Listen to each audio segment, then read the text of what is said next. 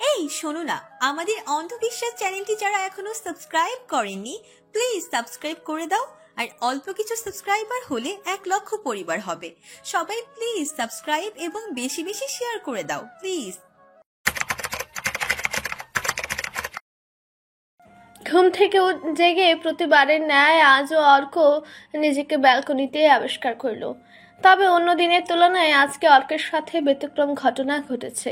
প্রতিবার এই ব্যালকনিতে ঘুমিয়ে যাওয়ার পরে হয়তো আয়েশা বেগমের ডাকাডাকিতে অর্কের ঘুম ভাঙে, নয়তো সূর্যোদয়ের তেজক রোশনি চোখে মুখে পড়ে অর্কের ঘুম ভাঙে। কিন্তু আজ এই দুই রীতির কোনোটাই অর্কের সাথে ঘটেনি, বরং আজ স্বয়ং মুয়াজ্জিন তার সুরেলা কণ্ঠে মহিমান্বিত করে অর্ককে ডেকে তুলল। আজানের প্রতিধ্বনি কর্ণকুহরে প্রবেশ করতে ঘুম ভেঙে সজাগ হয়ে যায় অর্ক। ব্যালকনি থেকে ঝটপট উঠে গিয়ে দ্রুত গতিতে ওয়াশরুমে ঢুকে পড়ে। আলমারি খুলে যায় নামাজ বের করে নামাজ কায়েম করতে বসে পড়ে। সূর্য আজকে কোন দিকে উঠতে চলল? প্রকৃতির চিরন্তর সত্য নিয়ম মেনে সৃষ্টিকর্তার ইশারায় এক সূর্য উদয় হয়। আর আজ সেই সৃষ্টিকর্তার ফরজ কাজ করে আরেক সূর্যের দিন শুরু হচ্ছে। মাশাআল্লাহ। ছেলেকে নামাজে দেখে আয়েশা বেগম আশ্চর্য হয়েছিলেন বটে, তবে তার মনে বেশ প্রশান্তি লাগছে। ছেলে আল্লাহর ইবাদতে মগ্ন। স্মিত হেসে দরজাটা ফিরে দিয়ে আয়েশা বেগম নিজের ঘরে চলে যান। আজ রাওনাফ আর রোশনির গায়ে হলুদ। অর্কদের বাড়ি থেকে যেহেতু রোশনির বিয়েটা দেওয়া হবে, সেহেতু এক হিসেবে এটা রোশনির বাড়ি হিসাবে ধরাই যেতে পারে। মেয়ের বাড়ি বলে কথা, অনেক কাজ করতে হবে সকাল থেকে। বাড়িতে মেহমানরাও রয়েছেন, সকালবেলা আরো মেহমান আসবেও। গায়ে হলুদের অনেক আয়োজন করতে হবে। রাতে অর্করা অনেকটা দেরি করে বাড়ি ফেরায় ছেলের সাথে সেভাবে কথা বলতে পারেননি আয়েশা বেগম। তাই ফজরের নামাজটা শেষ করে এসেছিলেন অর্কের সাথে একটু কথা বলবেন বলে। কিন্তু ছেলেকে যে এই মুহূর্তে নামাজে দেখতে পাবেন এটা ভুলেও কল্পনা করতে পারেননি আয়েশা বেগম। মা। ধীর কণ্ঠে ডাক দিল অর্ক। আয়েশা বেগম অর্কের ঘর থেকে বেরিয়ে এসে নিজের ঘরে চলে আসেন। অর্কে যতক্ষণ না নামাজ শেষ হচ্ছে ততক্ষণ অবধি তসবিটাই না হয় পড়তে থাকেন। অবশ্য আয়েশা বেগম রোজই ফজরের নামাজ শেষ করে কোরআন তেলাওয়াত আর তসবি পড়েন। আয়েশা বেগম হাতে তসবি জায়গা মতো রেখে রুমের ভেতর থেকে গলার স্বর উঁচু করে বললেন, দরজা খোলাই আছে। অর্ক দরজা ঠেলে ঘরের ভেতরে ঢুকলো। আয়েশা বেগম জায়নামাজ ভাঁজ করে আলমারিতে রাখেন। অর্ক বিছানায় তাকিয়ে দেখে আকাশ সাহেব বিছানায় নেই। কপাল কোচকে মায়ের দিকে তাকায়। ছেলের জিজ্ঞাসুক দৃষ্টি দেখে আয়েশা বেগম স্মিত হেসে বলল, ফজরের নামাজ পড়তে মসজিদে গেছেন। এক চিলতে হাসি ফিরিয়ে দেওয়া ছাড়া মায়ের কথার কোনো প্রত্যুত্তর করল না অর্ক। মায়ের কাছে এসে নরম গলায় বলল, তখন কি আমাকে কিছু বলতে গিয়েছিলে? অর্কের দিকে চকিত দৃষ্টিতে তাকান আয়েশা বেগম। অর্ক তো নামাজে ছিল। তাহলে অর্ক কিভাবে জানলো উনি ওর রুমে গিয়েছিলেন? উনি একটু শব্দও করেনি, তাহলে ও টের পেল কি করে? আয়েশা বেগম কথাগুলো ভাবতে ভাবতে অর্কের দিকে অবাক চোখে তাকিয়েছিলেন। অর্ক বুঝতে পারছে এই মুহূর্তে ওর মায়ের মনে অনেক প্রশ্ন ওকে ঝুঁকি মারছে। অর্ক আয়েশা বেগমের হাত ধরে বিছানায় বসে মৃদু হেসে শীতল কণ্ঠে বলল, তুমি চুপচাপ চলে আসলে কি হবে? তোমার গায়ে মাখা আতরের ঘ্রাণ এখন আমার ঘরে রয়ে গেছে। অর্কের কথায় মুচকি হাসলেন আয়েশা বেগম। আতর সুরমা লাগানো তার পুরনো অভ্যাস। ফজরের নামাজ শেষে আতর সুরমা মেখে তার দিন শুরু হয়। অর্কের ঘ্রাণ শক্তি প্রখর। আতরের ঘ্রাণ অর্কের কাছে বরাবরই একটু বেশি তীব্র মনে হয়। আয়েশা বেগম আজকে আতর মাখেননি। কাল দুপুরে জোহরের নামাজ শেষ করে অল্প একটু দিয়েছিলেন, তাও ছেলে না কেরায়নি। আয়েশা বেগম ধীর কণ্ঠে বলল, আজ রনব আর রোশনির গায়ে হলুদ। একটা মেয়ে বিয়ে দিতে গেলে যা যা লাগে সব নিয়মকানুন যথাযথভাবে পালন করতে হবে। রোশনির বাবা মায়ের সাথে আমার রাতে সব কথা হয়েছে। এখানে ওনাদের কোনো আত্মীয় স্বজন নেই, আর যেহেতু আমরাই ওনাদের ইনভাইট করে নিয়ে এসেছি, সেহেতু আমাদের তরফ থেকে কোনো ধরনের গাফিলতি হোক সেটা আমি চাই না। সন্ধ্যাবেলায় গায়ে হলুদের অনুষ্ঠানে আমি কোনো ঝামেলা চাই না। আজকের এবং কালকের অনুষ্ঠান যাতে সুষ্ঠুভাবে সম্পন্ন হয় সেটার খেয়াল রাখতে হবে, বুঝেছো? মায়ের কথায় সায় দিয়ে মাথা নাড়ায় অর্ক। আয়েশা বেগম ক্ষুদ্র একটা নিঃশ্বাস ফেলে ফের বলল, সকালে ঘুম থেকে উঠেছো, নামাজ আদায় করেছো, কালকে অনেক রাত করে ঘুমিয়েছো। যদি আরেকটু ঘুমের প্রয়োজন হয় তাহলে একটু ঘুমিয়ে নিতে পারো। যাও এখন। অর্ক মায়ের কথা মতো ওনার পাশ থেকে উঠে কয়েক কদম এগোতেই আয়েশা বেগম ভারী গলায় বলল, অর্ক। মায়ের ডাক শুনতে পেয়ে দাঁড়িয়ে যায় অর্ক। মায়ের দিকে জিজ্ঞাসুক দৃষ্টি স্থির করে তাকায়। আয়েশা বেগমের মুখে গম্ভীরতার ভাব। আয়েশা বেগম কপালে ভাঁজ ফেলে শীতল কণ্ঠে বলল, ওই দিনের পর থেকে মেহেরুর আমাদের বাসায় আসে না, সেটা কি তুমি জানো? অর্ক আয়েশা বেগমের কথায় মোটেও অবাক হলো না। ব্যাপারটা যে ওর চোখ এড়িয়েছে তেমনটাও নয়। অনলাইন ক্লাসের নাম করে ওদের বাসায় দাওয়াত খেতে না আসা, বাড়ির দারোয়ান দিয়ে খবর পাঠানো, রোশনিরা ওদের বাড়ি থেকে চলে আসার সময় বাড়ির গেট অব্দি এগিয়ে দিয়ে মেহনুরের চলে যাওয়া, ওর মা মেহনুরকে ওনাদের বাড়ি আসতে বললে কোনো না কোনো বাহানা দেখিয়ে এড়িয়ে যাওয়া, এসব কিছু অর্কের নজরে পড়েছিল অনেক আগেই। এসব দেখে অর্ক ধারণা করেছিল মেহনুর হয়তো ওদের বাসায় আসতে চায় না। তবে এখন মায়ের কথায় ওর ধারণাটাই সত্যি হলো। অর্ক মাথা নিচু করে দাঁড়িয়ে আছে। মেহনুর এ বাড়িতে না আসার কারণটা হয়তো ওই দিন মেহনুর অপমান বোধ করেছিল। অবশ্য করাটাই স্বাভাবিক। চোখের সামনে কাউকে নিজের ব্যাপারে এইভাবে ওই রকম কথা শুনলে বললে যে কারোরই খারাপ লাগবে। তার উপর যদি কেউ এসব শোনা বা দেখার পরেও ওই একই বাড়িতে যেতে হয়, তাহলে নিজেকে খুবই হ্যাংলা মনে হবে, এটাও স্বাভাবিক। মেহনুর কথাগুলো যদি না শুনতো তাহলে হয়তো পরিস্থিতিটা এরকম হতো না। অর্ককে মাথা নিচু করে দাঁড়িয়ে থাকতে দেখে আয়েশা বেগম তীক্ষ্ণ দৃষ্টিতে ফের বলল, তার মানে তুমি জানো মেহরুন আমাদের বাড়িতে আসে না? এটা এতদিন কারোর নজরে পড়েনি, তাই বলে যে কখনো চোখে পড়বে না এমনটাও কিন্তু নাই। এখন যদি নিজের ভাইয়ের বিয়েতেও আমাদের বাড়িতে আসতে না চাই, কেউ যদি ওর না আসার কারণ জানতে চায়, তাহলে মেহরুন যে রকমের মেয়ে, ও কাউকেই বলবে না, ঠিক কোনো না কোনো কারণ দেখিয়ে চলে যাবে। কিন্তু এটা কি অযাচিত অশোভন নয়? ব্যাপারটা খুবই লজ্জাজনক হবে আমাদের জন্য। আমি চাই না নিজেদের মধ্যে কোনো ধরনের মনোমালিন্য হোক, কথাটা মাথায় রাখো। অর্ক তখনও নির্লিপ্তভাবেই দাঁড়িয়ে আছে। অর্ক লক্ষ্য করেছে আয়েশা বেগম তখন থেকে অর্ককে তুমি বলে সম্বোধন করছে। ওর মা যখন সিরিয়াস থাকেন তখনই এরকম তুমি বলে সম্বোধন করে। তবে কখনো কখনো এর ব্যতিক্রমও ঘটে। অর্ক কোনো কথা না বলে চুপচাপ মায়ের ঘর থেকে বের হয়ে আসে। তুমি কি চাও এই বয়সে এসেও আমি মায়ের হাতে মায়ের খাই? কিছুটা ঝাঁঝালো কণ্ঠে পরিচিত মানুষের বলা কথাটা কর্ণকুহরে প্রবেশ করতে চমকে উঠে মেহিনুর।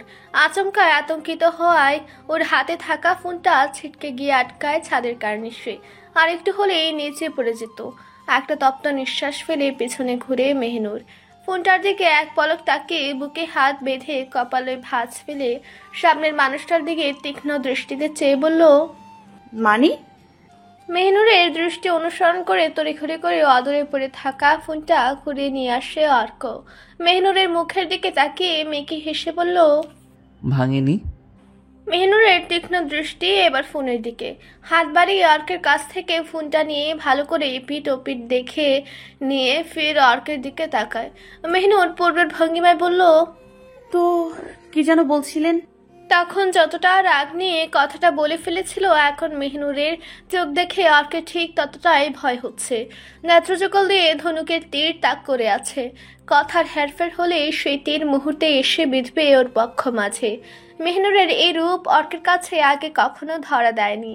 চোখ বড় বড় করে শুকনো একটা ঢুক গেলে অর্ক জিভ দিয়ে ঠোঁট ভিজিয়ে ফিচল হেসে বলল, কই কিছু বলিনি তো। কপাল কুঁচকে আসে মেহনুরের। অর্কের বলা কথাটা স্পষ্ট শুনেছে ও।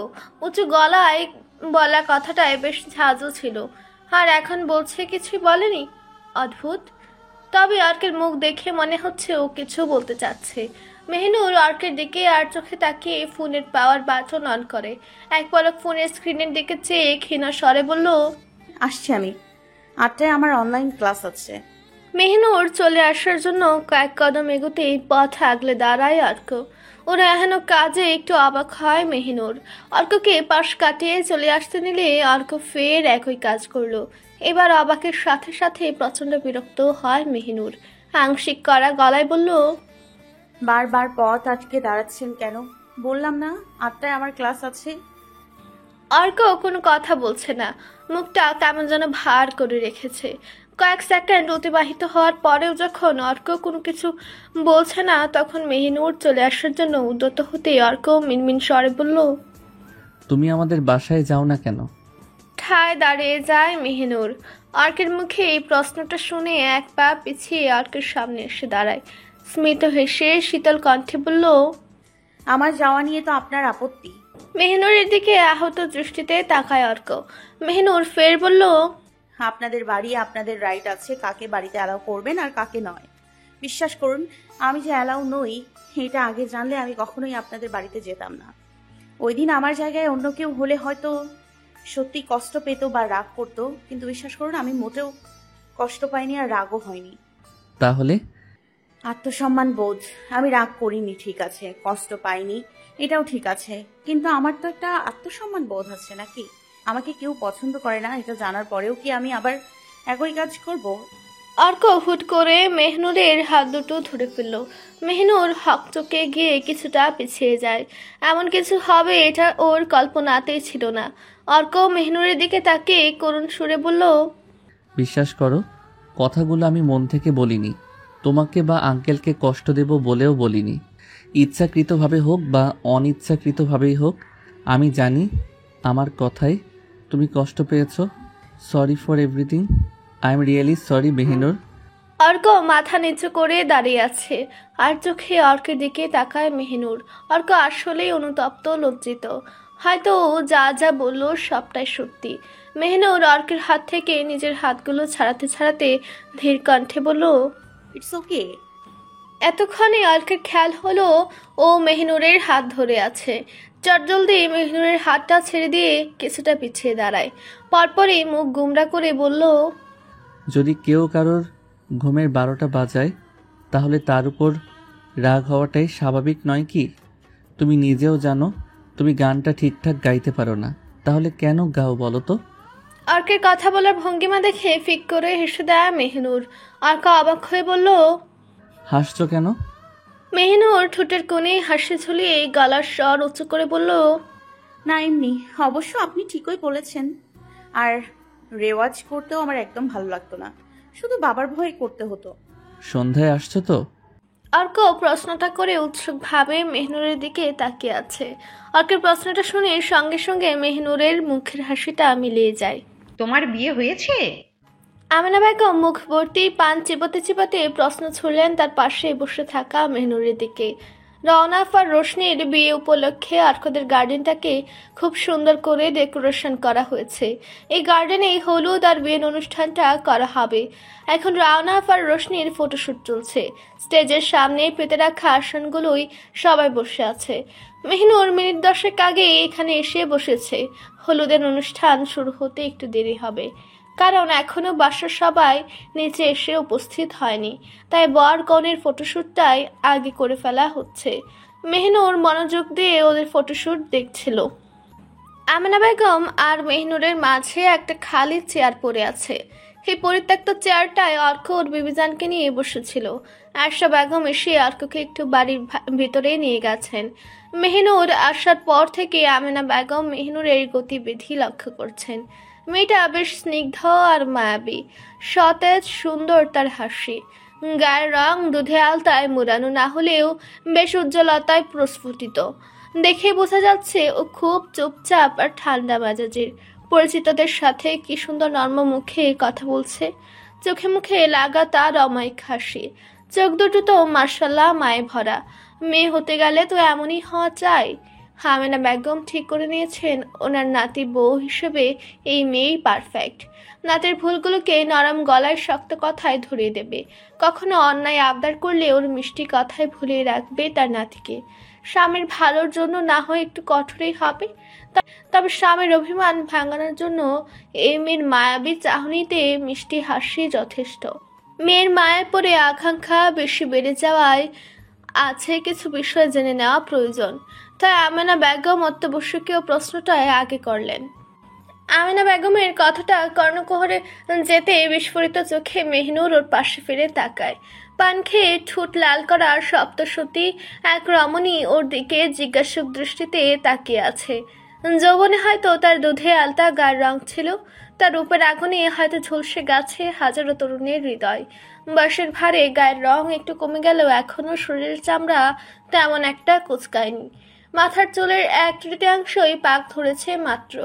চোখ দুটো বেশ উজ্জ্বল, হয়তো পুরুষকুল এই চোখের চাহনিতে ঘায়াল হয়েছে বারংবার। বাঁশপাতার ন্যায় খাড়া নাক তার, আর পান চিবানোর ভঙ্গিমা দেখে মনে হচ্ছে 32টা দাঁত এখনো ঠিকঠাকই। তাহলে ওনাকে রমণী বললে ভুলটা কোথায় শুনি? হ্যাঁ, রমণী ঠিক আছে, তাই বলে কি ওনাকে রমণী বলে সম্বোধন করা যাবে? কিন্তু মেহনুর তো আমেনা বেগমকে চেনেও না, ওনাকে ঠিক কি বলে সম্বোধন করবে বুঝতে পারছে না। তাই মেহনুর একটু দ্বিধাদ্বন্দ্বে পড়ে যায়।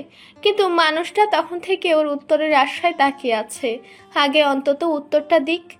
মেহনুর আমেনা বেগমের দিকে তাকিয়ে মিষ্টি একটা হাসি দিয়ে নরম গলায় বলল, না। মেহনুরের উত্তর শুনে চোখ চকচক করে উঠল আমেনা বেগমের। বিড়বিড় করে বললেন, আলহামদুলিল্লাহ। তবে এই শব্দটা শুধু ওনার মুখে সীমাবদ্ধ রইল। মেহনুরের কর্ণধারে এসে ভিড়ল না। পর মুহূর্তে আমেনা বেগম উৎকণ্ঠিত স্বরে বলল, তোমার বয়ফ্রেন্ড আছে? মেহনুর অবাক হয়ে কপালে কিঞ্চিত ভাঁজ ফেলে তাকালো আমেনা বেগমের দিকে। মেহনুরকে তাকিয়ে থাকতে দেখে আমেনা বেগম ভ্রু নাচিয়ে ফের জিজ্ঞেস করলেন। মেহনুর ওনার এমন প্রশ্নে অবাক হয়েছে ঠিকই, আবার মনে মনে ভাবছে 21 শতাব্দীতে এসে এই প্রশ্নটাকে একদম একটা কমন প্রশ্ন হিসেবে ধরা যেতেই পারে। তাই মেহনুর স্মিত হেসে স্বাভাবিকভাবেই বলল, না। মেহনুরের এই উত্তরে আমেনা বেগম বেশ অবাক হয়েছেন। এই মেয়ের বয়ফ্রেন্ড নেই, এটা কি আদৌ বিশ্বাসযোগ্য? আমেনা বেগম মেহনুরের দিকে তীক্ষ্ণ দৃষ্টিতে তাকিয়ে ভারী কণ্ঠে বলল, তুমি কাউকে পছন্দ করো? আমেনা বেগমের কথাটা মেহনুরের বোধগম্য হতেই ওর কান গরম হয়ে যায়। হঠাৎ করে গলায় কেমন যেন ঝাল ঝাল অনুভব করলো, সাথে সাথে ওর হেঁচকে উঠে যায়। সামনে কেউ একজন একটা মিনারেল ওয়াটারের বোতল ধরতে মেহনুর চটজলদি বোতলটা হাতে নিয়ে নেয়। রুদ্ধশ্বাসে ঢকঢক করে 1/2 লিটারের অর্ধেক পানি শেষ করে। একটু দম ছেড়ে ফের বাকি পানিটা শেষ করে ফেলে মেহনুর। ঠিক আছো তুমি? উৎকণ্ঠিত স্বরে বলা কথাটা কানে যেতে মেহনুর এক পলক তাকালো সামনে থাকা মানুষটার দিকে। উৎসুকভাবে তাকিয়ে আছে অর্ক। হাতের পিঠ, মুখ আর গলা মুছে একটা দীর্ঘশ্বাস ফেলে মেহনুর। মাথা নাড়িয়ে জবাব দেয়, ও ঠিক আছে। বুকে হাত দিয়ে ফুস করে শ্বাস ফেলে অর্ক। অর্ক ফির উৎকণ্ঠিত স্বরে বলল, তুমি একেবারে ভয়ই পাইয়ে দিয়েছিলে। তা হঠাৎ করে এমন হেঁচকি ওঠার কারণ কি? হেঁচকে ওঠার কারণ জানতে চাওয়ায় মেহনুরের আমেনা বেগমের কথা মনে পড়ে। তড়িৎ গতিতে আমেনা বেগমের দিকে তাকায়ও। উনিও ঠিক একই প্রশ্নের উত্তরের আশায় ওর দিকে তাকিয়ে আছেন। মেহনুর তা বেশ বুঝতে পারছে। আমেনা বেগম হতভম্ব হয়ে মেহনুরের দিকে তাকিয়ে আছেন। কি এমন হলো যে এই মেয়ের একেবারে হেঁচকে উঠে গেছে? আর এতক্ষণ ধরে এইখানে কি ঘটছে সেটা বোঝার চেষ্টায় আছেন। তবে অর্ককে দেখে একটু হলেও বুঝতে পারছেন যে ওরা পূর্ব পরিচিত। মেহনুর ইতস্তত বিক্ষিপ্ত হয়ে ফের তাকায় অর্কের দিকে। অর্ককে কি আর বলা যায়? এই সপ্তদশী রমণী এমন এমন প্রশ্ন করছেন যে তার শুনে ওর হিচকি উঠে গেছে। আবার ওই রমণীকেও তো বলা যায় না যে ওনার প্রশ্নবিদ্ধে ওর এই হাল হয়েছে। তবে হেঁচকে ওনার একটা যথাযথ যুক্তি তো ওনাদের দিতে হবে। মেহনুরের কাচুমাচু মুখ করে বলল, আসলে আমার পানি তেষ্টা পেয়েছিল। মেহনুর ওর কথা শেষ করার আগে আশা বেগম এসে ওকে জড়িয়ে ধরল। আসলে উনি মেহনুরকে দেখতে পেয়ে উৎফুল্লতার সাথে গিয়ে জড়িয়ে ধরেছেন। কৌতূহল দমিয়ে রাখতে পারেননি মেহনুরকে বড্ড বেশি পছন্দ করেন কিনা। আশা বেগমের এহানো কাণ্ডে মেহনুর একটু চমকে ওঠে। মেহনুর কপালে ভাঁজ ফেলে আশা বেগমের দিকে তাকাতেই উনি একটু অপ্রস্তুত হয়ে পড়েন। মেহনুরকে ছেড়ে দিয়ে একটু দূরত্ব রেখে দাঁড়ান। তারপর মেহনুরের গালে হাত রেখে বেশ উৎকণ্ঠার সাথে বলল, কখন এসেছো? ও আশাতে আয়শা বেগম যে অনেক খুশি হয়েছেন সেটা মেহনুরও খুব ভালো করেই বুঝতে পারছে। তাই তো এমন হন্যে হয়ে দৌড়ে এসে ওকে জড়িয়ে ধরল। নিজের মায়ের মতোই উনি ওকে আদর স্নেহ করেন।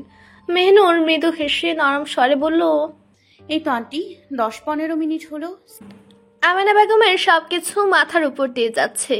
এখানে হচ্ছেটা কি? কে এই মেয়ে? ছেলে এসে পানি দিচ্ছে, মা এসে জড়িয়ে ধরে আদর করছে, অথচ উনি এই মেয়ের ছায়াও দেখেনি কোনোদিন। উনি যে এখানে আছেন সেটা যেন এই মা ছেলে ভুলে গেছে। একটা বাড়ির জন্য কেউ তাকাচ্ছেও না। ওদের দৃষ্টি আকর্ষণ করতে আমেনা বেগম বেশ জোরে সোরে একটা গলা খাকারি দিয়ে উঠলেন। চমকে উঠে অর্ক আর আয়েশা বেগম। অর্ক চকিত দৃষ্টিতে তাকায় আমেনা বেগমের দিকে।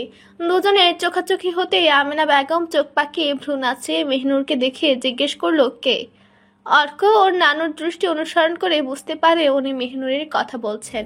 অর্ক আমেনা বেগমের কাছে গিয়ে স্মিত হেসে ফিসফিস করে বলল, ওর নাম মেহিনুর, মেহেরাব আঙ্কেলের মেয়ে, রাউনাফের ছোট বোন, বিদেশে থাকে।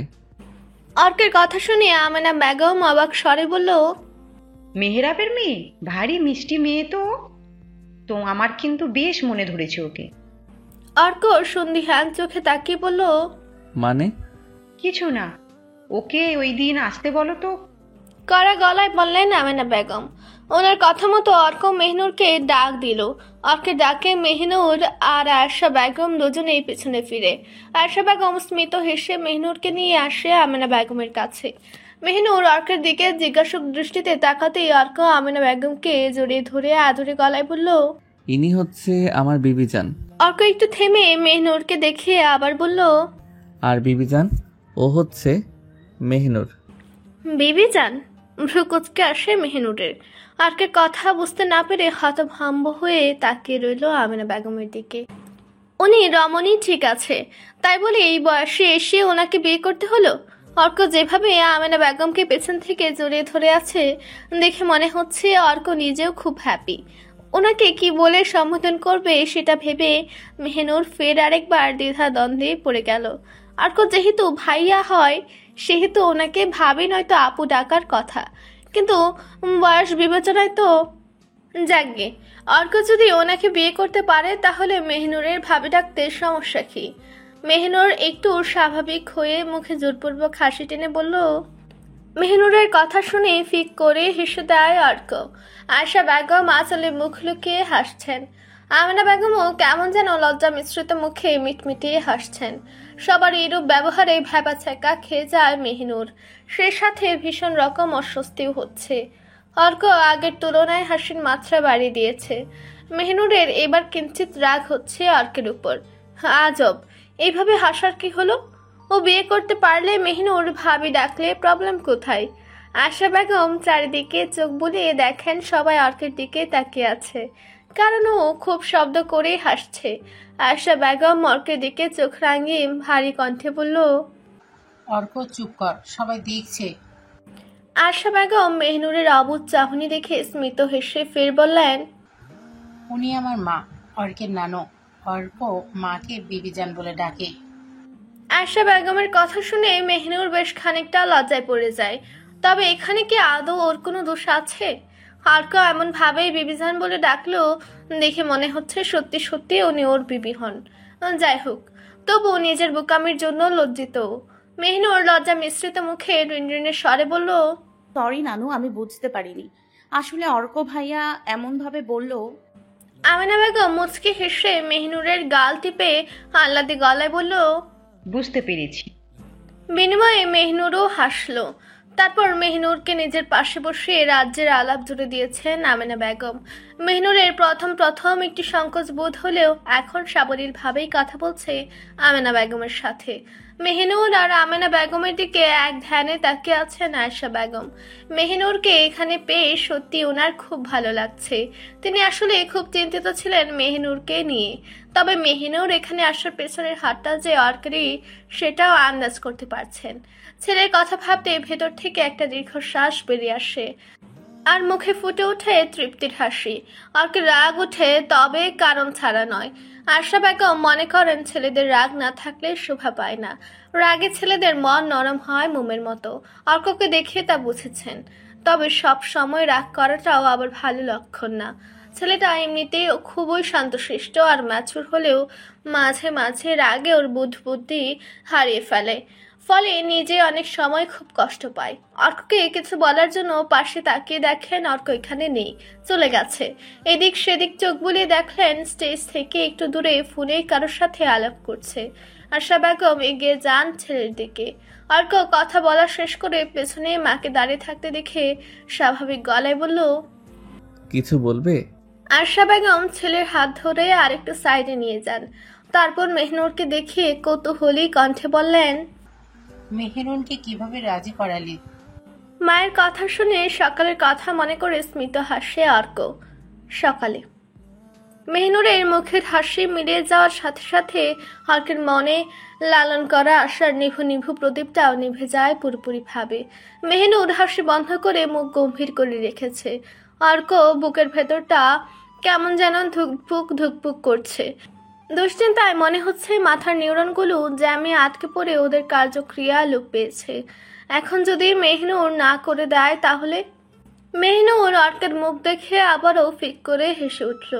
মেহনুরের হাসির সাথে অর্কের বুকের ভেতরটা কেমন যেন একটা মোচড় দিয়ে উঠল, সাথে চিনচিনে ব্যথাও। তবে কি ও তাচ্ছিল্য করে হেসে উঠেছে, নাকি অর্ককে পরিহাস করছে? অর্কের খুব লজ্জা লাগছে, হয়তো এটা ভেবে যে ওর এটাই প্রাপ্য। মনে মনে তাচ্ছিল্য হাসে অর্ক। তবু অর্ক কতক্ষণ মেহনুরের দিকে উৎসুকভাবে তাকিয়েছিল। ও শুধু একবার বলুক আমি আসবো, কিন্তু মেহনুর কোনো কথাই বলল না। মেহনুর ওর হাসি থামিয়ে গিয়ে উঠে বসলো ছাদের কার্নিশে। পাশে রাখা বইটা হাতে নিয়ে আর চোখে একবার তাকায় অর্কের দিকে। অর্ক তখনও তাকিয়ে আছে ওর দিকে। মেহনুর বইয়ের মধ্যে দৃষ্টি স্থির রেখে ভারী গলায় বলল, এখন বাসায় যান। বিস্ফোরিত চোখে তাকায় অর্ক। মেহনুর বই থেকে দৃষ্টি না সরে থমথমে মুখে বলল, বাসায় অনেক মেহমান, বাসার সব রুমে কেউ না কেউ আছেই। আমার পড়তে অসুবিধা হচ্ছিল, তাই ছাদে এসেছিলাম একটু পড়বো বলে। তার ওপর আপনি এসে অনেকটা সময় নষ্ট করে দিয়েছেন। আমি এখন কি ক্লাস করব? যান, বাসায় যান আপনি। মেহনুরের কথা শুনে অপমানিত বোধ করে অর্ক, সাথে নিজেকে খুব হ্যাংলাও মনে হচ্ছে। তাও একবার তাকিয়েছিল মেহনুরের দিকে, যদি একটা বার বলে আমি আসবো। কিন্তু মেহনুর ভ্রুক্ষেপহীন, ও ওর মতোই পড়া নিয়ে ব্যস্ত। অর্ক একটা ক্ষুদ্র শ্বাস ফেলে চলে আসে ছাদ থেকে। তবে চলে আসার পথে মেহনুরকে গলার স্বর উঁচু করে বলতে শুনেছিল, আমি ঠিক সময় চলে আসব। বর্তমান। কিন্তু এসব কথা তো আর মায়ের কাছে বলা যাবে না। অর্ক আয়েশা বেগমের দিকে আর চোখে তাকিয়ে অবাক হওয়ার ভান করে হেসে বলল, আরে আমি কেন ওকে রাজি করাতে যাব? ওর ভাই ভাবির বিয়ে ও নিজে থেকে এসেছে। তুই? হ্যাঁ আসছি, মা অয়ন আর দিহাদ ডাকছে, আসছি আমি। আয়েশা বেগমকে কিছু বলতে না দিয়ে অর্ক বাহানা ধরে চলে গেল। আয়েশা বেগম ছেলের চলে যাওয়ার দিকে তাকিয়ে রইলেন আশ্চর্য হয়ে। কিন্তু তাও উনি বেশ বুঝতে পারছেন কে কি করেছে, তবে ছেলে সেটা স্বীকার করছে না, এই আর কি। যাই হোক, স্বীকার করুক বা না করুক, ওনার ছেলে ছেলের মতো কাজ করে দেখিয়েছে, এটাই অনেক। কিরে, তুই এখানে দাঁড়িয়ে আছিস কেন? আচমকাই মায়ের গলার আওয়াজ শুনতে পেয়ে আয়েশা বেগম একটু চমকে উঠলেও পর মুহূর্তে মায়ের দিকে ফিরে নরম কণ্ঠে বলল, মা, আসলে ওইদিকে সাউন্ড বক্সের অনেক শব্দ হচ্ছিল, তাই এদিকে এসেছিলাম অর্কের সাথে একটু কথা বলার জন্য। তুমি আবার এখানে আসতে গেলে কেন? আসো তুমি ওইখানে গিয়ে। আয়েশা বেগম কথাগুলো বলতে বলতে মায়ের বাহু ধরে নিয়ে চলে আসার জন্য উদ্যত হতেই আমেনা বেগম ঠায় দাঁড়িয়ে রইলেন। আয়েশা বেগম নিজের কথা শেষ না করেই মায়ের দিকে আশ্চর্য হয়ে তাকালেন। অবাক স্বরে বলল, কি হলো, দাঁড়িয়ে গেলে কেন? চলো। আমেনা বেগম এদিক সেদিক চোখ বুলিয়ে ফিস করে বললেন, খুকি, তোর সাথে আমার কথা আছে। তা বেশ, তো চলো ওখানে গিয়ে বসে কথা বলি। ওখানে বলা যাবে না। মায়ের এমন ফিস করে কথা বলায় বেশ অবাক হন আয়েশা বেগম। কি এমন কথা থাকতে পারে যেটা ওখানে সবার সামনে বলা যাবে না? আয়েশা বেগম কপালে চিন্তার ভাঁজ ফেলে ভারী গলায় বলল, কি হয়েছে মা, তুমি এমন ফিসফিস করে কথা বলছো কেন? আমিনা বেগম মেয়ের হাত ধরে টেনে আরেকটু আড়ালে নিয়ে গেলেন। আয়েশা বেগম মায়ের এহেন কাণ্ডে অবাক হয়ে শুধু তাকিয়ে আছেন। আমিনা বেগম কি করতে চাইছেন? কি বলতে চাইছেন যে তাকে নিরিবিলিতে নিয়ে গিয়ে তবেই বলতে হবে? আয়শা বেগম মায়ের দিকে তীক্ষ্ণ দৃষ্টিতে তাকিয়ে কড়া গলায় বলল, মা, তোমার কি হয়েছে বলো তো? আমার কিছু হয়নি, তবে এবার হবে তোর ছেলের। আমেনা বেগম কথাটা বলে মুখ টিপে হাসছেন। মায়ের এই কথা শুনে হতভম্ব হয়ে যান আয়শা বেগম। আমেনা বেগম এসব কি বলছেন কিছুই ওনার বোধগম্য হলো না। আয়শা বেগম আশ্চর্য হয়ে বলল, মানে? আমেনা বেগমের চোখ জলজল করছে, চোখে মুখে আনন্দে বিমোহিত রেখা। খুশিতে গদগদ হয়ে মেয়ের হাত ধরে বলল, মানে হলো অর্কের বিয়ে হবে। ওই খুকি, মেহিনুরকে না আমার খুব পছন্দ হয়েছে। অর্কের সাথে ওকে দারুণ মানাবে রে। আমেনা বেগমের কথা শুনে স্তব্ধ হয়ে দাঁড়িয়ে আছেন আয়শা বেগম। মায়ের কথা শোনার পর ঠিক কী প্রতিক্রিয়া ব্যক্ত করবেন বুঝতে পারছেন না, তবে ওনার চোখও চকচক করছে। উনি নিজেও তো খুব করে চান মেহিনুর তার ছেলের বউ হয়ে আসুক। আমেনা বেগমের উত্তরের আশায় মেয়ের দিকে তাকিয়ে আছেন। আয়শা বেগম সেকেন্ড পাঁচেক পরেই নিজের মাকে জড়িয়ে ধরে উৎকণ্ঠিত স্বরে বলল, আমিও তো সেটাই চাই মা। তাই? ইনফ্যাক্ট অর্কের বাবার সাথেও আমি এই বিষয়ে কথা বলেছি। অর্কের বাবারও মেহরুনকে খুব পছন্দ। তিনিও নাকি মনে মনে সেটাই ভেবেছিলেন। ওই দিন অর্কের বাবা আমাকে বলেছিল অর্ককে জিজ্ঞাসা করার জন্য যে অর্ক কাউকে পছন্দ করে কিনা। আমি সেই দিনই অর্ককে জিজ্ঞাসা করেছিলাম, কিন্তু অর্ক তো এখন অবধি হ্যাঁ না কোনোরই উত্তর দিল না। হয়তো ওর পছন্দ নেই। এরকমটা হলে তো অর্ক আমাকে তখনই বলতে পারতো, কিন্তু ও তো আমাকে কিছুই বলেনি। আচ্ছা, অর্কের ব্যাপারটা তুই আমার উপরে ছেড়ে দে। ওর মনের ভিতরে কি আছে সেটা না হয় আমিই জেনে নেব। তুই বরং জামাই বাবাজির সাথে কথা বল মেহেরাবের কাছে প্রস্তাব নিয়ে যাওয়ার জন্য। না মা, আগে প্রস্তাব নিয়ে যাওয়া যাবে না। আগে তোমার নাতির মনের অন্য কেউ আছে কিনা সেটা জানতে হবে। বললাম তো অর্কের সাথে আমি কথা বলবো। নানু আন্টি, মেহনুরের গলার আওয়াজ শুনতে পেয়ে মা মেয়ে দুজনেই চমকে ওঠে, তবে ওনারা সেটা মেহনুরকে বুঝতে দেয়নি।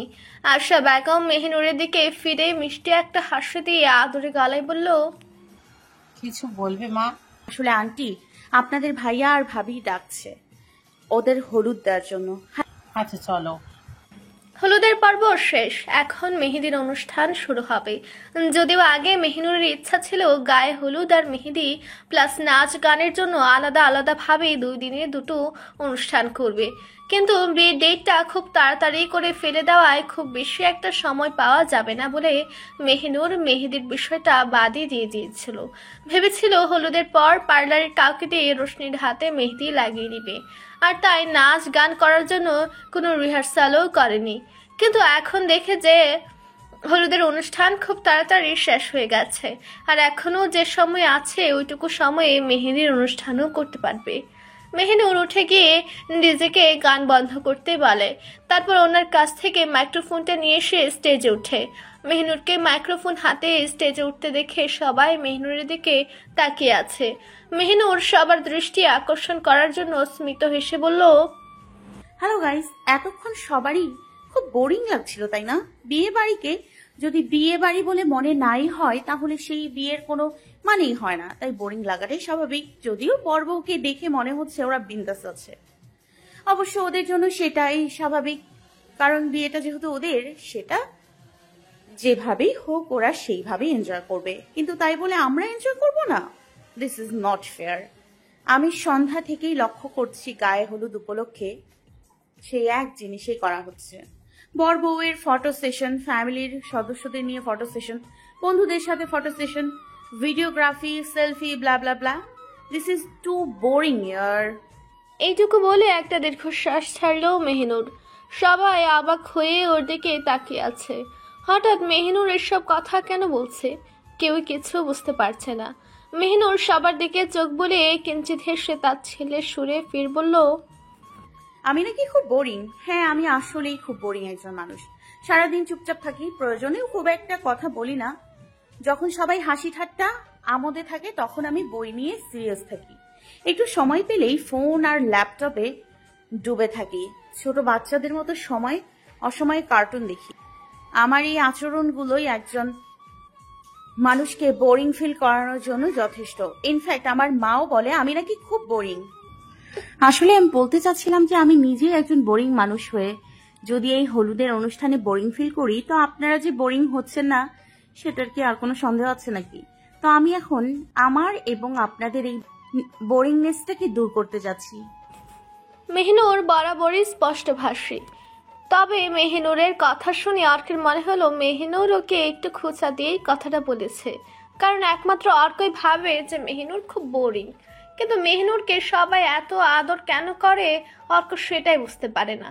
একটু আগে ওর নানুর সাথে মেহিনুরের দেখা হলো, আর ওইটুকু সময়ের মধ্যেই মেহিনুরকে ওনার ভালো লেগে গেল। অদ্ভুত।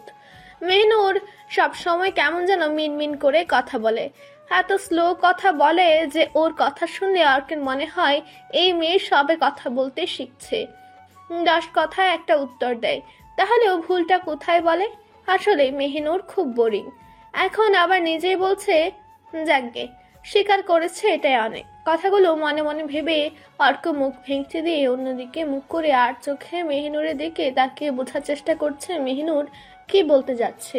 মেহিনুর ক্ষুদ্র একটা নিঃশ্বাস ফেলে ফের বলল, আমাদের এই বোরিংনেস দূর করার জন্য আমরা এখন মেহেদির অনুষ্ঠান করব। আগে থেকে এই বিষয়ে কেউই অবগত ছিলেন না বলে হয়তো সবাই কম বেশি অবাক হচ্ছেন। তবে এত প্যারা নেওয়ার কোনো কারণ নেই। আমরা নিজেদের মতো করে একটু আনন্দ উল্লাস করব, এই আর কি। যদিও মেহেদির এই বিষয়টি আমি আগে থেকে ভেবে রেখেছিলাম, কিন্তু পরে সময় স্বল্পতার কারণে এটা বাদ দিয়ে দিয়েছিলাম। কিন্তু এখন দেখছি নাচ গান ছাড়া আমার ভাইয়ের বিয়ের আনন্দের ফিলটাই ঠিক আসছে না। এতক্ষণ মনে হচ্ছিল কিছু একটা কমতি রয়ে গেছে, তবে এখন আর সেটা মনে হবে না। So guys, are you ready? মেহিনুরের কথা শুনে আর কেউ ভূত দেখার মতো তাকায় মেহিনুরের দিকে। ভূতের মুখে রাম নাম। এমন রসকসহীন বেরসিক মেয়ে কিনা করবে নাচ গান। তবে একদিক থেকে মেহিনুর ঠিকই বলেছে, বিয়ে বাড়িতে যদি ঠিকঠাক ভাবে আনন্দই করা না যায় তাহলে সেই বিয়ের আসলে কোনো মানে হয় না। মেহিনুরের এই সিদ্ধান্তের তারিফ করতেই হয়। মেহিনুর যথেষ্ট যুক্তিসঙ্গতিপূর্ণ কথা বলেছে। সবাই করতালি দিচ্ছে। মেহিনুরের প্রস্তাবে সবাই এক কথায় রাজি হয়ে যায় এবং তারাও পারফর্ম করবে। সবার এত আগ্রহ দেখে অর্ক কিছু একটা ভেবে দৌড়ে গিয়ে স্টেজে উঠে মেহিনুরের হাত থেকে মাইক্রোফোনটা ওর হাতে নিয়ে নেয়। মেহিনুর চকিত দৃষ্টিতে অর্কের দিকে তাকাতে বিনিময়ে অর্ক স্মিত হাসে। মেহিনুর পিছিয়ে গিয়ে রাওনাফের পাশে বসে। সবাই কৌতূহলী চোখে স্টেজের দিকে তাকিয়ে আছে, এখন অর্ক কি বলে সেটা শোনার জন্য। অর্ক রোশনি আর রাওনাফের দিকে এক পলক তাকিয়ে মৃদু হেসে উচ্ছ্বসিত কণ্ঠে বলল, সবাই নাচ গান করবে, ঠিক আছে, কিন্তু এখানে আমার একটা শর্ত আছে। শর্তটা হলো নাচ গান করা হবে, তবে একটা গেমের মাধ্যমে।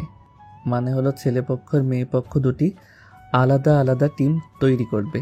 ছেলেপক্ষের দলে ছেলেরা থাকবে আর মেয়ে পক্ষে মেয়েরা থাকবে। খেলার নিয়ম হলো প্রথমে যে কোনো টিম থেকে একজন এখানে এসে গানের সাথে পারফর্ম করবে।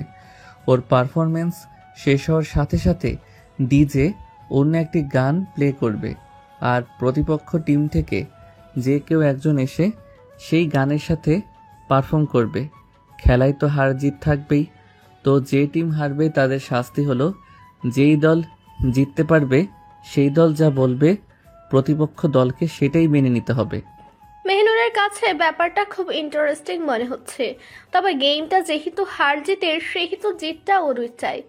মেহিনুরের আগে পিছে কোনো কিছু না ভেবে ঝটপট বলে দিল ওরা মেয়েরা রাজি। ইনফ্যাক্ট ও খুব এক্সাইটেড হয়ে আছে গেমটা খেলার জন্য। কলি আর তনিমা রোশনির পাশে বসেছিল।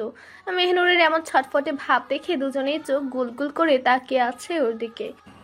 অর্ক মেহিনুরের দিকে আর চোখে তাকিয়ে ঠোঁট বাঁকিয়ে হেসে বলল, আগে আমার পুরো কথা তো শোনো, গেমের টুইস্ট এখনো বাকি। মেহিনুর অবাক হয়ে বলল, মানে হলো তুমি গেমটাকে যতটা সহজ ভাবছো আসলে ততটাও সহজ নয়। এই গেমের আসল টুইস্ট হলো এখানে পারফর্ম করার জন্য যে গানগুলো প্লে করা হবে সেই গানগুলো কোনো না কোনো মিউজিক ভিডিও আর বাংলা মুভির গান হবে। আর গানের সাথে পারফর্ম করার সময় একটু হলেও সেই সকল গানের মৌলিক স্টেপ দিয়ে নাচতে হবে। উড়াধুরা নাচলে চলবে না। এখন বলো তোমরা আমার এই শর্তে রাজি কিনা? আমরা যে কোনো শর্তে রাজি। জোর গলায় বলল মেহিনুর। মেহিনুর উত্তরে ফের বাঁকা হাসছে অর্ক। কলি আর তনিমা আশ্চর্য হয়ে মেহিনুরের দিকে তাকিয়ে আছে। এই মেয়ে কি বলছে সব? কয়টা মুভি দেখেছে ও? কত কত মুভি আছে, সেই সব মুভির গানের নাচের স্টেপ জানা কি চারটিখানি কথা? তনিমা উঠে এসে মেহিনুরের পাশে দাঁড়িয়ে চাপা স্বরে ফিসফিস করে বলল, তুমি বুঝে শুনে বলছো তো মেহেরুন? তুমি কি আদৌ কোনো বাংলা মুভি দেখেছ? আমরা কিন্তু কেউই তেমন ভালো নাচতে পারি না। কলি কখনই মুভি টুভি দেখে না। ও কি নাচবে বলো তো? আর তুমি অর্ককে চিনো না, ও কিন্তু খুব ভালো নাচতে পারে।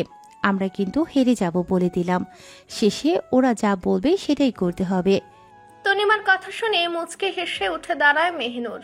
তনিমা মেহিনুরের এরূপ হাসির কারণ বুঝতে না পেরে বুকার মতো তাকিয়ে আছে।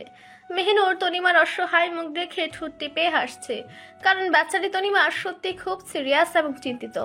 মেহিনুর ওর ঠোঁটের কোণে রহস্যময় একটা হাসি ঝুলিয়ে তনিমার কানে কানে ফিসফিস করে বলল, আমিও না হয় দেখি তোমার বন্ধু কেমন ভালো নাচে।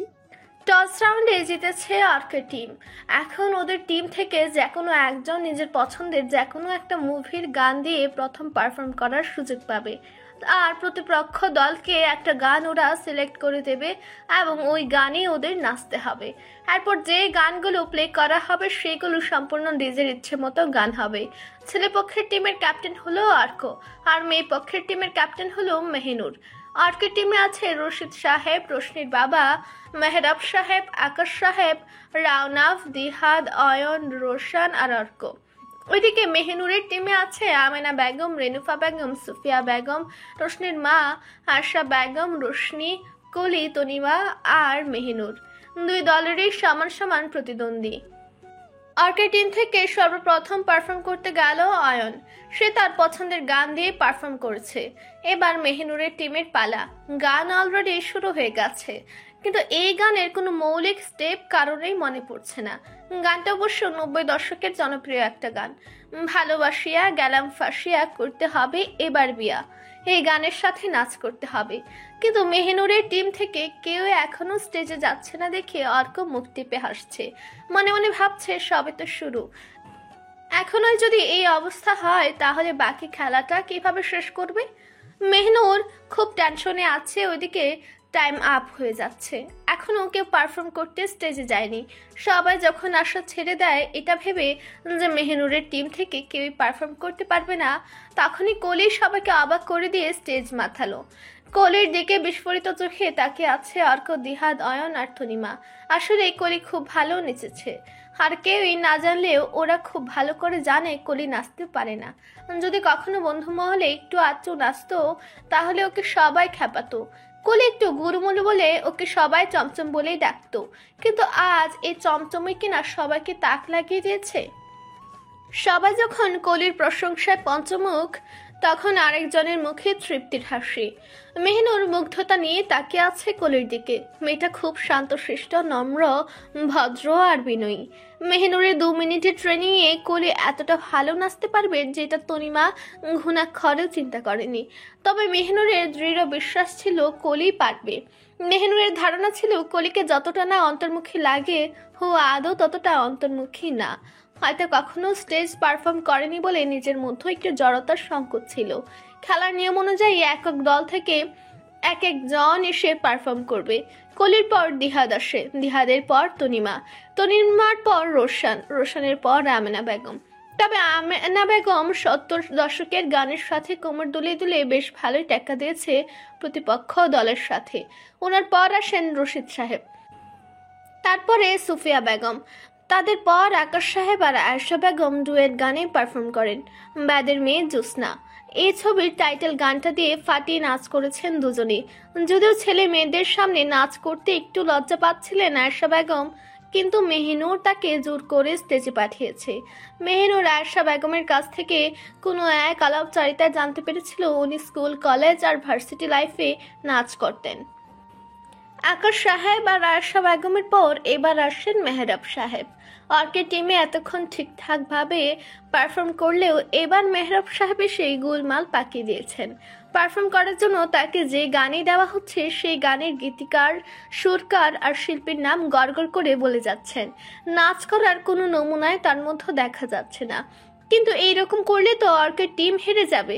মেহরাব সাহেবের এই অবস্থা দেখে ডিজে এবার গান প্লে করলো, ঢাকার পোলা ভেরি ভেরি স্মার্ট। ব্যাস, মেহরাব সাহেব এবার একটু দমে যান, হতভম্ব হয়ে তাকালেন অর্কের দিকে। অর্ক মুখ টিপে হেসে ব্যাক স্টেজ থেকে নাচের স্টেপ দেখিয়ে দিচ্ছে, কিন্তু মেহরাব সাহেব তেমন কিছুই পারলেন না। শেষমেশ কোনো রকম হাত পা ছড়িয়ে ছিটিয়ে পারফর্ম করে স্টেজ থেকে নেমে আসেন।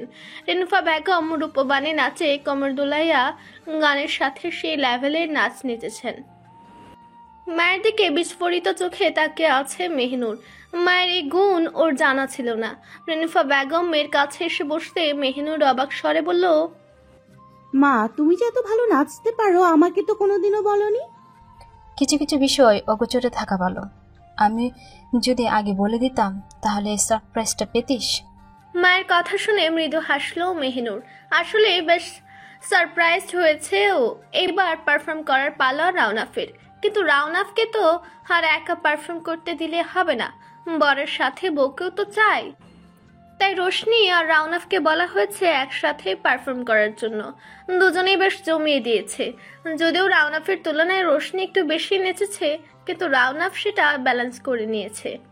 এইবার ভাবসাব নিয়ে স্টেজে উঠে মেহনুরের দিকে তাকে ঠোঁট বাঁকিয়ে হাসলো অর্ক। তবে সেটা মেহনুরের আগোচরে। টানা 10 মিনিট এক নাগারে তিনটে গানের পারফর্ম করলো। অর্কের পারফরম্যান্স শেষ হতে মেহনুরকে ঠেলে স্টেজে উঠিয়ে দিল তনিমা আর কলি। মেহনুর স্টেজে উঠে পরপর 5টা গানের সাথে ননস্টপ নাচ করলো। এখন 6 নাম্বার গান চলছে। সবাই অবাক হয়ে মেহনুরকে দেখছে। মেয়েটা সবসময় একটু বেশি চুপচাপ থাকে, কারণে অকারণে এত কথা বলে না, এত দৌড়ঝাঁপ করে না। মান্যতা জিনিসটা আয়ত্ত করেছে কঠোরভাবে। মিষ্টি হাসির জাদুতে যে কারোর সাথে মিশে যেতে পারে অনায়াসেই। আয়শা বেগম মেহনুরের সুরে মুগ্ধ হয়েছিলেন সে কবে। মেহনুর তাকে মুগ্ধ করলো আরো একবার ওর নাচের মহিমায়। মেহনুরের নাচ দেখে হতভম্ব হয়ে তাকিয়ে আছে অর্ক। মেহনুর নাচতে পারে, এটা অর্কের কল্পনাতীত ছিল। মেহনুরকে দেখে যতটা না ভোলা ভালা মনে হয়, ও যে ততটা ভোলা ভালা নয়, অর্ক সেটার প্রমাণ অনেক আগেই পেয়েছে। কিন্তু দিনকে দিন মেহনুরের এমন নতুন নতুন রূপ অর্কের ঠিক হজম হচ্ছে না। তবে মেহনুরের এসব বহুরূপী কার্যকলাপে অর্ক যে অবাক হচ্ছে না তা কিন্তু নয়। অর্ক প্রতিদিন মেহনুরের কোনো না কোনো কাজে বিস্মিত হচ্ছে। এই তো আজকে সকালে যখন মেহনুরের সাথে দেখা করতে গিয়েছিল, তখন মেহনুরকে খুঁজে প্রথমে ওর ঘরে গিয়েছিল, কিন্তু মেহনুর ওর ঘরে ছিল না। তাই অর্ক যখন চলে আসছিল তখন হঠাৎ করেই ওর চোখ পড়ে ব্যালকনিতে থাকা ময়লা ফেলার ঝুড়িটায়। প্রথমে কপাল কুঁচকে এলেও ক্ষণিকাল পরে সংকুচিত কপাল প্রসারিত হয়। কিছু একটা আঁচ করতে পেরে সম্মুখে এগিয়ে যায়। ঠিক ধরেছে অর্ক, কিছু একটা আঁচ করতে পেরে সম্মুখে এগিয়ে যায়। ঠিক ধরেছে অর্ক। ঝুড়িটায় সুন্দর একটা ইউকুলেলে পড়ে আছে। অর্কের ললাটে ভাঁজ পড়ে আরো একবার। ইউকুলেলেটা ভাঙা নয়, দেখে মনে হচ্ছে একদম ঠিক আছে ওটা। তবে এটা এখানে কেন? কার এটা? এখানে কে রাখলো? অর্কের মনে অনেক প্রশ্ন উকি দিচ্ছে, কিন্তু উত্তর কোথায়? এক সময় অর্কের খুব শখ ছিল ইউকুলেলে শেখার, কিন্তু কিছু কারণবশত আর শেখা হয়ে ওঠেনি। যদিও অর্ক ইউকুলেলে বাজাতে পারে না, তবু সামনে থাকা ইউকুলেলেটা দেখে বড্ড ইচ্ছে করছে একবার হলেও ওটা তারে একটা টুংটাং শব্দ করে দেখতে। ক্ষুদ্র একটা শ্বাস ফেলে ইউকুলেলেটা হাতে নেয় অর্ক। কৌতূহলী মনকে সায় দিয়ে পা ভাঁজ করে বসে পড়লো নিচে। কিছুক্ষণ তারের মধ্যে আঙ্গুলের সাহায্যে আপ ডাউন করে, কিন্তু অর্কের বোধ হয় আরেকটু রিয়েলিজমের দরকার। তাই ইউকুলেলেটার পিকটা কোথায় আছে এধার ওধার তাকিয়ে খুঁজছে। পাশে থাকা ঝুড়িটায় উকিও দিয়েছে বার কয়েক। ওটায় অনেক কাগজ পাতা রয়েছে, ফলে ওইগুলো ভেদ করে অর্কের দৃষ্টি কাঙ্ক্ষিত জিনিসটা খুঁজে পেতে বাধাপ্রাপ্ত হচ্ছে। অর্ক ঝুড়িটা মেঝেতে ঠেলে দিয়ে পিকটা খুঁজতে থাকলো। অর্কের মুখে এক চিলতে হাসি ফুটে ওঠে। পিকটা পেয়ে গেছে।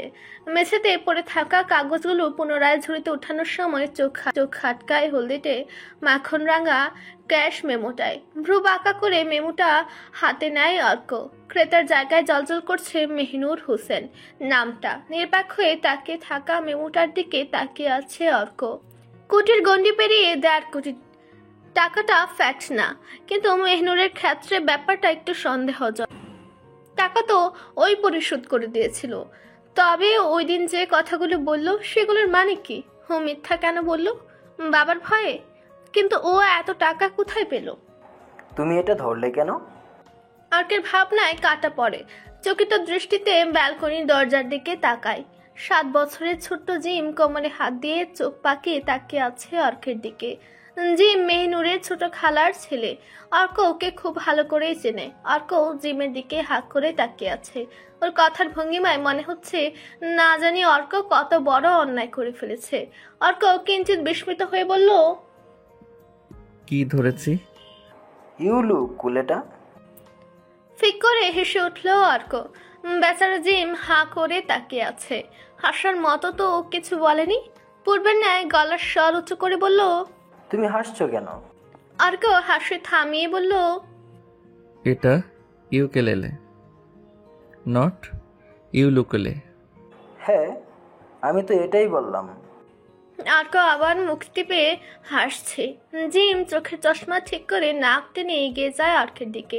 ওর হাত থেকে ইউকেলেলেটা নিয়ে চাপা স্বরে বলল, মেহনুর দেখতে পেলে আমাকে মেরেই ফেলবে। অর্ক জিমের দিকে বাঁকা চোখে তাকিয়ে বলল, কেন? কারণ এটা রকস্টার কিরণ চৌধুরীর। কিরণ চৌধুরীর নামটা শুনে অর্কের বুকের ভেতরটা ধক করে উঠল। তবে জিমের মুখে কিরণের নাম শুনে আশ্চর্য না হয়ে পারল না। এটা কিরণের ইউকেলেলে মানে? অর্ক উৎকণ্ঠার সাথে জিমকে প্রশ্ন করলো, তোকে কে বলল এটা কিরণ চৌধুরীর? কেউ বলেনি। তাহলে তুই কিভাবে জানলি? ওই দিন নীল চত্বরে কিরণ চৌধুরী এই ইউলু কুলেটা দিয়েই গান গেয়েছে। আমি পাপার ফোনে দেখেছিলাম। কাল রাতে আমি মেহনুরের সাথেই ঘুমিয়েছিলাম। রাতে হঠাৎ করেই আমার ঘুম ভেঙে যায়। তখন দেখছি মেহনুর ব্যালকনিতে বসে এটা বাজাচ্ছে, একদম রকস্টার কিরণ চৌধুরীর মতো। অর্ক বিস্ফোরিত চোখে তাকায় জিমের দিকে। ও এসব কি বলছে? অর্ক কিছুই বুঝতে পারছে না। কিরণ চৌধুরীর ইউকেলেলে মেহনুরের কাছে আসবে কি করে? মেহনুর ইউকেলেলে বাজাতে জানে? অর্ক অবাক হয়ে বলল, তুই শিওর তো জিম, মেহনুরকে ইউকেলেলে বাজাতে তুই দেখেছিস? আরে আমি 100% শিওর। আমি কিরে জিম, তুই আবার এই ইউকুলেলে নিয়ে পড়ছিস? মায়ের কথায় জিম ওর পুরো কথা শেষ করতে পারল না। জেনুফা বেগমের দিকে কপাল কুঁচকে তাকায় অর্ক। অর্কের জিজ্ঞাসক দৃষ্টি দেখে জেনুফা বেগম ফিচেল হেসে বলল, আর বলো না অর্ক, কাল রাত থেকে মেহরুনকে একেবারে চালিয়ে খাচ্ছে। এটা নাকি কোন না কোন রকস্টার কিরণ চৌধুরী নাকি। তার ইউকুলেলে সে তার পাপার ফোনে নাকি দেখেছে। কিন্তু বোকা ছেলেকে সকাল থেকে এটা বোঝাতেই পারলাম না যে কোম্পানি শুধু এই একটাই ইউকুলেলে তৈরি করেনি, ওরকম দেখতে আরও 1000টা তৈরি করেছে। ওর জ্বালায় মেয়েটা শান্তিমতো একটু পড়তেও পারছে না, এখন ছাদে গিয়ে পড়তে হচ্ছে ওকে। এতক্ষণে অর্কের কাছে সবটা ক্লিয়ার হয়েছে। দুটো ইউকেলেলে দেখতে একই রকম, তাই জিম ভাবছে হয়তো এটাই কিরণ চৌধুরীর। কিন্তু মেহনুর ইউকেলেলে বাজাতে পারে? স্ট্রেঞ্জ। অর্ক আসলেই খুব অবাক হচ্ছে। সবকিছু কেমন যেন গুলিয়ে যাচ্ছে। এসব ভাবনার মাঝেই মেহনুর ছাদে আছে। কথাটা স্মরণ হতেই ব্যালকনি থেকে উঠে ছাদের উদ্দেশ্যে চলে যায় অর্ক। ভাই, এই মেয়ে কি করছে সব?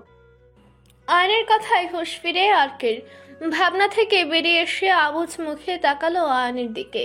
অয়ন চোখের ইশারায় স্টেজে নৃত্যরত মেহনুরকে দেখালো। অর্ক নির্বাক হতভম্ব।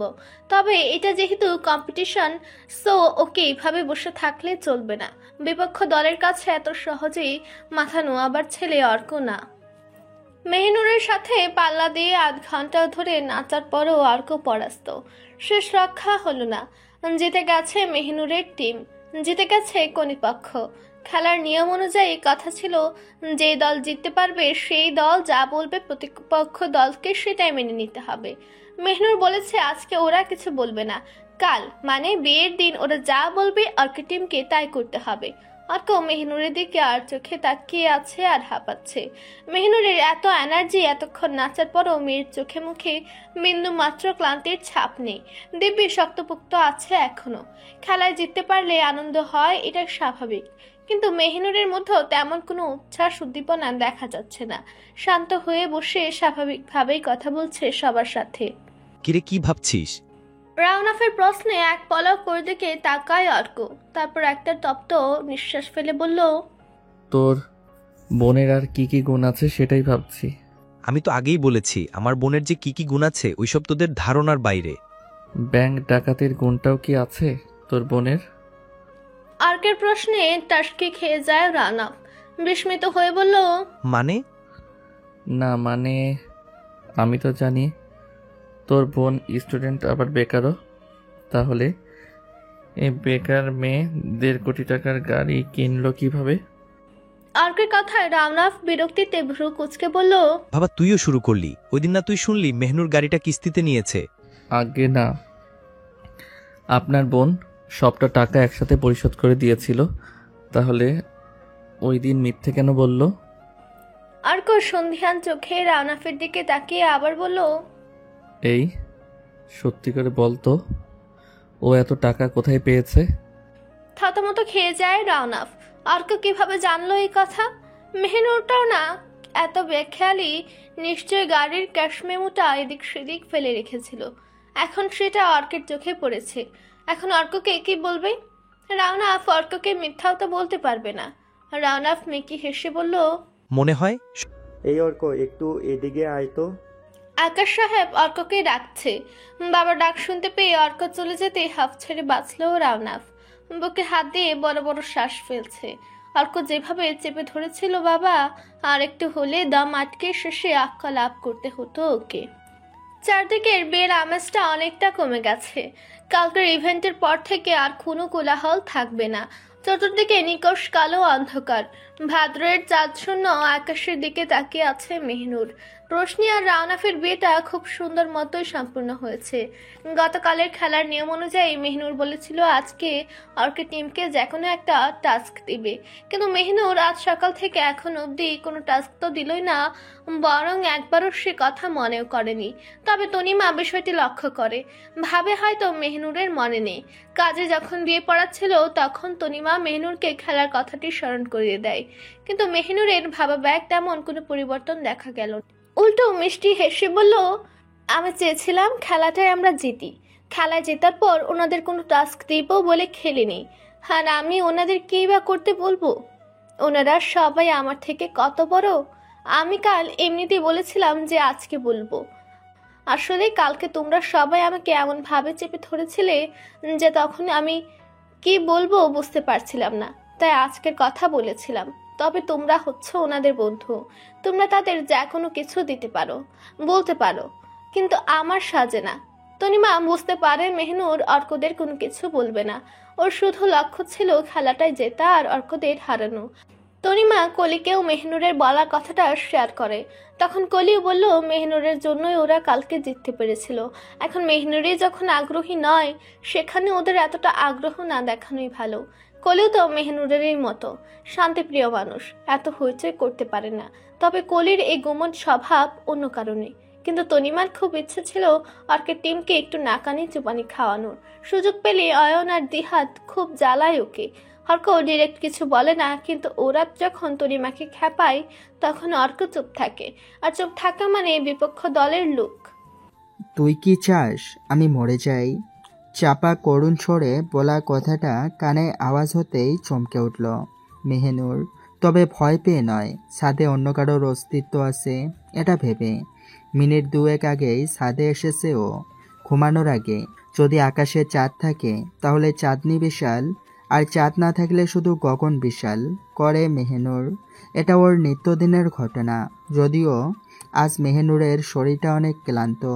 একবার ভেবেছিল শুয়ে পড়বে, তাও অভ্যাসটাকে প্রশ্রয় দিয়ে আজও ছাদে এসেছে। এই অভ্যাসে ভীষণভাবে আসক্ত। নিশুতি পাখির মতো রাতের আধারে ডুবে থাকতে মন চায় ওর। চাঁদ তারাকে সঙ্গে নিয়ে রাতের আকাশ দেখা আর রাতের খোলা আকাশের নিচে ফাঁকা রাস্তায় হাঁটা ওর প্রিয় কাজগুলোর মধ্যে দুটি। মেহনুর চোখ বন্ধ করে কিছুক্ষণ আগের মুহূর্তে ফিরে গেল। তুই কি চাস আমি মরে যাই? পরিষ্কার গলায় বলা কথাটা কোনো পুরুষ মানুষের। বল কি চাস? মুখে হাসি ফুটে চটজলদি চোখ খুলল মেহনুর। সত্যি ছাদে কেউ আছে। পরিষ্কার কণ্ঠটা আবার শুনতে পেয়েছে ও। হয়তো তারা দুজন আছে এখানে। নয়তো কেউ একজন কারোর সাথে ফোনে কথা বলছে। মেহনুর এদিক সেদিক চোখ বুলালো, কিন্তু এত অন্ধকারে দৃষ্টি কোথাও স্থির করতে পারছে না। মেহনুর ছাদে আসলে কখনো ছাদের লাইট দেয় না। কৃত্রিম আলোর প্রখরতায় আকাশের আসল সৌন্দর্য উপভোগ করা যায় না, তাই মেহনুর ছাদের লাইট দেয়নি। ঘর থেকে আসার সময় ফোনটাও সাথে নিয়ে বের হয়নি। ফোনটা সাথে থাকলে হয়তো প্রাণের অস্তিত্বের অনুসন্ধান করতে সহজ হতো। মেহনুর শুনেছে অন্ধদের ঘ্রাণ শক্তি আর শ্রবণ শক্তি নাকি প্রখর হয়। এই মুহূর্তে মেহনুরের ঘ্রাণ শক্তি প্রখর হওয়ার দরকার নেই, শুধু শ্রবণ শক্তিটা একটু কাজ করলেই হলো। মেহনুর শূন্যে তীক্ষ্ণ দৃষ্টি স্থির রেখে কান খাড়া করলো। কারোর ফুপে ফুপে কান্না করার স্পষ্ট আওয়াজ মেহনুরের কানে এসে বাড়ি খেলো। কান্নার শব্দ অনুসরণ করে পা টিপে টিপে এগোয় ছাদের দক্ষিণ পশ্চিম কোণ বরাবর। শব্দটা ক্ষীণ হয়ে যায়, অর্থাৎ ও ভুল দিকে যাচ্ছে। মেহনুর পেছিয়ে যায় কয়েক কদম। নিয়মিত ভালোবাসার গল্প শুনতে এবং পড়তে আমাদের অন্ধবিশ্বাস চ্যানেলটি সাবস্ক্রাইব করে পাশে থাকা বেল আইকনটি ক্লিক করুন। ধন্যবাদ সবাইকে।